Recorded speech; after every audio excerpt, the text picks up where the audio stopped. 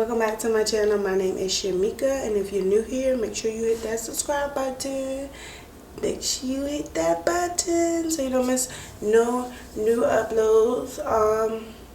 And let's get right into the video. Today's video is going to be on me organizing my linen closet. Let me tell you, before I even show you guys, this linen closet looks a mess. Don't judge me, because I know some of y'all out here got the same looking laundry, not laundry, but linen closet as I do, and the way it looks. So at least I'm taking the initiative to actually fix mine up, and I'm going to show you guys. So I got proof, so y'all know I ain't lying, that I actually fixed it. Now if it's going to stay this way is the question. But anywho, so I went to Dollar Tree,